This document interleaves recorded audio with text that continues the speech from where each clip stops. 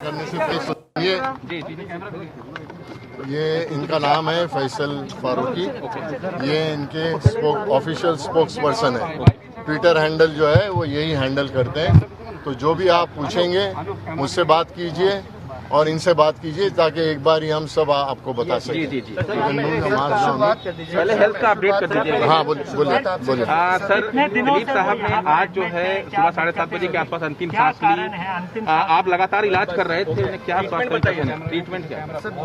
देखिए, ये वक्त नहीं है कि उनको हमने ट्रीटमेंट क्या दिया। 98 की उम्र में हर इंसान को कुछ न कुछ तकलीफें होती हैं और उनका इलाज हमने जो किया है वो सही तरीके से किया है। उम्र का तकाजा था और उस वजह से आज सुबह 7:30 बजे डॉक्टर नितिन गोखले थे, सायरा जी थी और 7:30 बजे उनका देहांत हो चुका है। भगवान करे कि उनके आत्मा को शांति मिले। सर, बाद वो 30 जून को एडमिट हुए थे, क्या समस्याएं उनको आई थी जिसकी वजह से वो एडमिट हुए थे? और लगातार इससे पहले भी 5 जून को भी एडमिट हुए थे। देखिए, कोई देहांत होने के बाद रीज़न ऑफ डेथ नहीं पूछा जाता है, ठीक है ना। थोड़ी तो इज्जत देनी चाहिए जो इंसान का देहांत होता है। तो ये नहीं है कि क्या रीज़न है क्या नहीं है। उनको सांस की तकलीफें थी, पहले तो आपको सब मालूम था। तो वो जो उसके लिए जो भी इलाज करना था उसके लिए कुछ डॉक्टर मौजूद थे जिन्होंने सब मिलकर हम लोग ने इलाज किया था। उसमें सब में पहले जो थे उनके कार्डियोलॉजिस्ट डॉक्टर नितिन गोखले थे, फिर मैं था। नितिन गोखले तो उनके मुझे लगता है 21 साल के ऊपर इलाज उनका कर रहे थे, मैं 20 साल से कर रहा था। फिर डॉक्टर अनीता पटेल जी थी जो यूरोलॉजिस्ट हैं, उनको भी बुलाया गया था।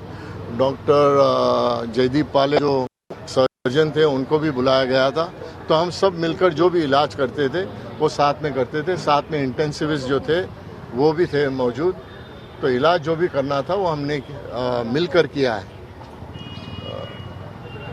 कोशिश तो बहुत की। हम चाहते थे कि उनके 100 साल पूरे हों। उनके ऐसा शख्स मुझे नहीं लगता कि बॉलीवुड में कभी पैदा होगा। शख्सियत काफ़ी बड़ी थी और उन्होंने सिर्फ बॉलीवुड का नाम नहीं अपने देश का नाम भी रोशन किया है। और मुझे लगता है कि उन्होंने नाम बॉलीवुड का हॉलीवुड से ज़्यादा भी कर चुके हैं। आगे की चीज़ें आपको अगर पूछनी है तो फैसल फारूकी साहब के साथ पूछिए, फिर मैं आपसे वापस बात करता हूँ। इनसे पूछ लो ना, इनसे बात करो।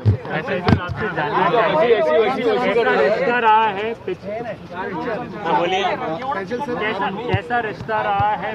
कई सालों से आप उनको जानते थे, खिदमत की उनकी, क्या कुछ बताएंगे? दिलीप साहब आप जैसे जानते हैं कि एक खाली फिल्म अदाकार ही नहीं थे, फिल्म एक्टर ही नहीं थे, एक बहुत ही ग्रेट ह्यूमन बीइंग थे। और इस रिश्ते से उनकी मोहब्बत सारे देश के हर एक उस बच्चे से, बड़े से, बूढ़े से रहती थी। जिसको देश से प्रेम हो, जिसको फिल्म से प्रेम हो, आर्ट से प्रेम हो और इंसानियत फूट फूट के उनमें भरी गई थी। इसी सिलसिले से साहब को मैंने ट्विटर पे इंट्रोड्यूस कराया, सोशल मीडिया पे उनको फेसबुक। शुरू में वो ट्विटर खुद ही पढ़ते थे और मुझको बोल देते थे रिप्लाई करना। धीरे धीरे जैसे उनकी तबीयत थोड़ा नासाज हुई तो उन्होंने डिक्टेट करना बंद कर दिया। कभी पढ़ते थे, कभी नहीं पढ़ते थे। और लेकिन उनका एक पब्लिक से, एक उनके फ़ैन से, वेल विशर से हमेशा एक कनेक्शन बना रहा। चाहे वो वॉक कर रहे हों जॉगर्स पार्क में, चाहे वो बाहर कहीं जा रहे हों एयरपोर्ट पे, तो हर जगह उनकी मोहब्बत हमेशा उनके चेहरे पे लगती थी। कोई उनसे मिल जाता था तो 5 मिनट 10 मिनट तक तो खैरियत पूछते थे। और मुझे लगता है कि दिलीप साहब जैसा इंसान इस दुनिया में आज की तारीख में, और हो सकता है आगे भी आना, बहुत मुश्किल है। सायरा जी की स्थिति क्या है? सायरा जी, आपको मालूम है, सायरा जी दिलीप कुमार को, मुझको लगता है जब से वो पैदा हुई हैं वो दिलीप कुमार से मोहब्बत करती थी।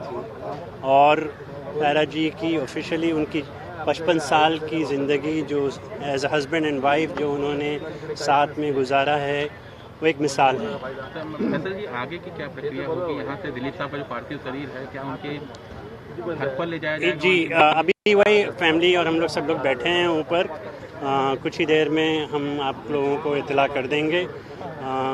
शाम हमने ये सोचा है कि 5 बजे बैरियल उनका जुहू कब्रिस्तान में जो सांता क्रूज पे है वहाँ पर होगा।